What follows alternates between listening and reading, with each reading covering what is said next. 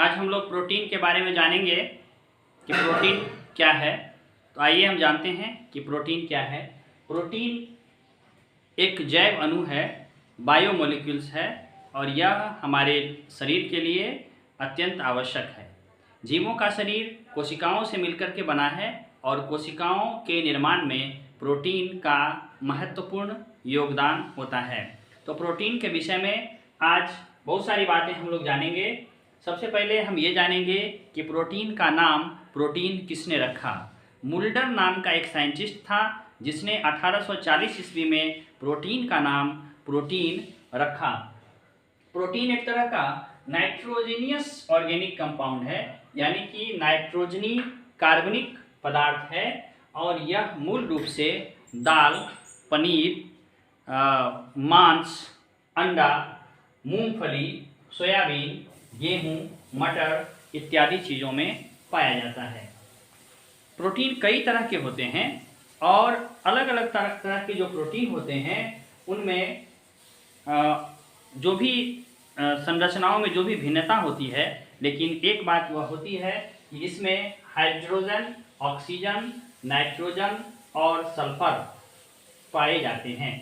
फिर से जान लीजिए कि सभी प्रकार के प्रोटीन में हाइड्रोजन, ऑक्सीजन, नाइट्रोजन और सल्फर पाए जाते हैं और इसके अलावे लोहा, तांबा अथवा आयोडीन भी पाए जा सकते हैं। जो कोशिका होती है उसका 12% हिस्सा प्रोटीन का बना हुआ होता है, अर्थात जीवों के शरीर का निर्माण जिस कोशिका से होता है उस कोशिका का 12% हिस्सा प्रोटीन का ही बना हुआ होता है। और प्रोटीन एमिनो एसिड्स के रैखिक श्रृंखलाओं द्वारा बने हुए होते हैं, अर्थात कोशिकाओं का निर्माण प्रोटीन से होता है। और भी चीज़ें इसमें सम्मिलित हैं, लेकिन 12% हिस्सा प्रोटीन होता है और प्रोटीन का निर्माण एमिनो एसिड की रैखिक श्रृंखला के द्वारा होता है।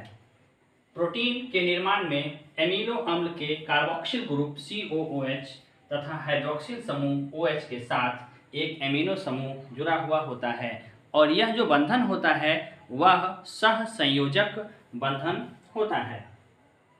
अलग अलग तरह के प्रोटीन में एमिनो एसिड की जो संख्या होती है वह संख्या भी अलग अलग होती है। उदाहरण के लिए इंसुलिन एक तरह का हार्मोन है और यह हार्मोन आप जानते ही होंगे कि यह शर्करा को नियंत्रित करता है, रक्त में ग्लूकोज को नियंत्रित करता है और इस इंसुलिन के बनने में लगभग 53 तरह के एमिनो एसिड्स भाग लेते हैं और मनुष्य के रक्त में जो पाया जाता है हीमोग्लोबिन नामक पिगमेंट, जिसके कारण मनुष्य का रक्त लाल होता है, इसमें 600 तरह के एमिनो एसिड्स पाए जाते हैं। तो हमने अभी तक जाना कि प्रोटीन की जो विशेषताएं होती है अथवा प्रोटीन कहाँ पाए जाते हैं इसके बारे में। अब हम जानेंगे प्रोटीन के क्लासिफिकेशन के बारे में कि यह कितने प्रकार का होता है। तो प्रोटीन का क्लासिफिकेशन अर्थात प्रोटीन का वर्गीकरण हम इसको जानेंगे। प्रोटीन मूलतः 3 प्रकार के होते हैं। सबसे पहला जो प्रोटीन है उसको हम कहते हैं सिंपल प्रोटीन। दूसरा जो प्रोटीन है उसको हम कहते हैं कंजुगेटेड प्रोटीन और तीसरा प्रोटीन जो है उसको हम कहते हैं derived protein. Classification of protein, classification of protein अर्थात प्रोटीन का वर्गीकरण। प्रोटीन 3 प्रकार के होते हैं।